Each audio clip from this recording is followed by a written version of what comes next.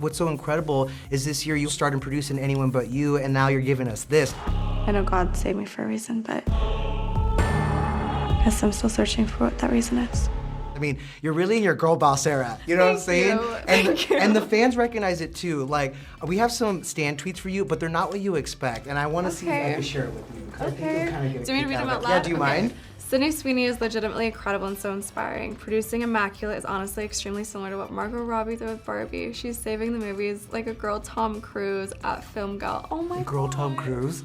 What? Margot Robbie. Oh my god. Yeah. It's really awesome, yeah. This is the best day ever. It is the best day ever, and so is yesterday, and so is tomorrow, and so is the day after tomorrow, and even Wednesdays, and every day from now until forever. First of all, I love Margot. I think she's absolutely incredible, and I hope I get to work with her one day. In Inspo, right? Yes, and I want to do all my stunts like Tom. You want to fly out on the side I want to do all of, of it, yes. of airplanes? 1,000%. Go I off, am girl. such an adrenaline junkie, I can so tell. I would love Go that. off. Okay. Okay. I fear Sydney Sweeney is a lot cooler than people give her credit for.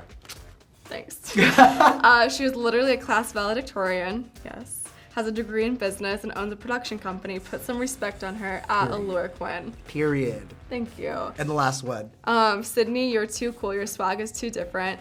Your mind is too powerful. Producer, actors, and girl boss. She is truly mother. Mother. Okay? Mother. I mean, you were literally mother in this. Oh you my know, God. like actually, I'm like, literally right? mother in this, Actually. In the name of the Father, and the Son, and the Holy Spirit. Amen. Oh, these are so sweet. I love that because there's so much negativity and hate online. Exactly. So thank you for pointing out the positive out there. It's also incredible because long are the days where they're looking for young women just to be an ingenue. Like now you can actually have a say in how these things get made and what they look like. Take action. Yes. Yeah, be a part of the conversation, be at the table, be at the head of the table. I love That part, I love it. Out of all the women in the world, why did he choose me? How can we trust what's inside you?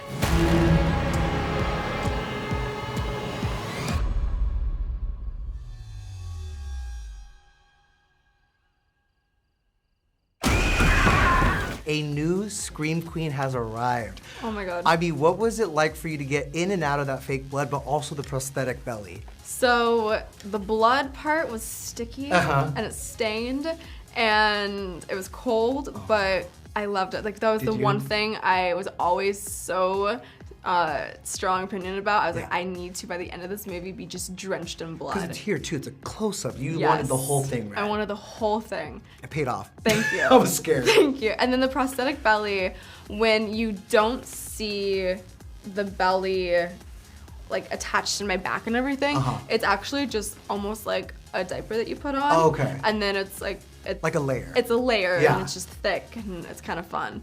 So But then the scenes where you do see it. But the scenes where you do see it, it's a long process. How long? They're gluing it to you a good 2 hours. Dang. Yeah. Wow, and you're just like laying there?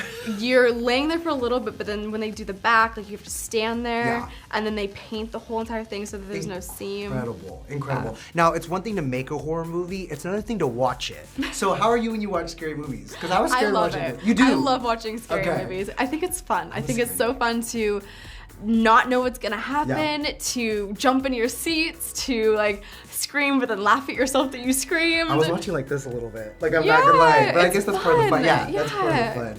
What I didn't realize though when I was watching it until I was doing my research is that you actually auditioned for this part 10 years ago. And then you took it upon yourself to make it happen, to get this film made because it didn't materialize. So why was this such a passion project for you?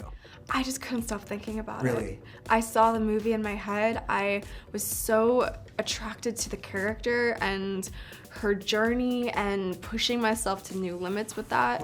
And I loved it. How excited are you to premiere Immaculate here at South by Southwest? I'm beyond excited. Being able to see this film with an audience, I just cannot wait to see the reaction. So when you finally premiered it, and you got to see audience reactions. It was crazy. Yeah, tell me your reaction. It was so crazy. So we premiered it at South by Southwest, and it was such a great crowd. Everyone was so vocal. They were screaming, they were laughing, they were cheering, and I remember just sitting there, and I was like, I really wish that like my 16-year-old self could be here right now. Oh, she like, was. It was so incredible. I'm so happy for you. So what are 3 elements of Immaculate that will make it go down as an iconic horror movie? Okay, the ending.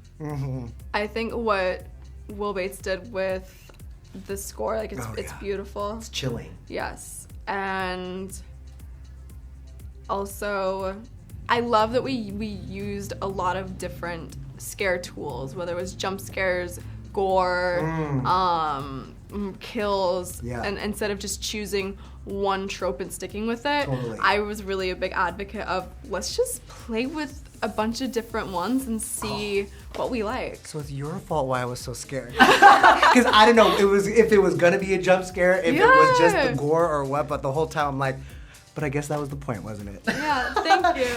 You guys can all judge me if you want, but I do not care. I have never, ever been happier.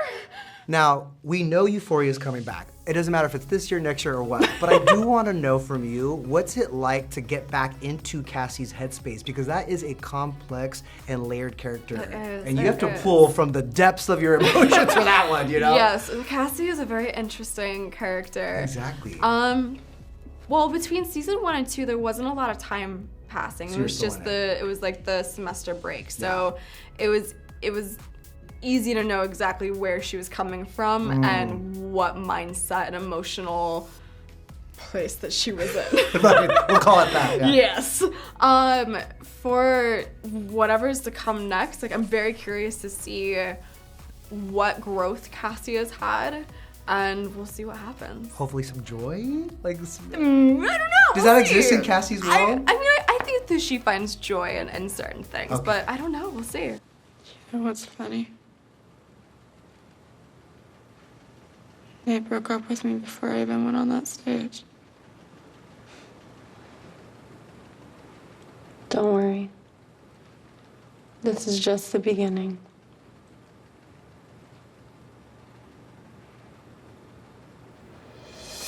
And are you ready to get back in there? I love Cassie. I love Cassie so much. I could not talk to you today and not ask you about your Vanity Fair look because you were channeling vintage Angelina Jolie in that. It was so beautiful. What was it like kind of breathing new life into that Mark Bouwer?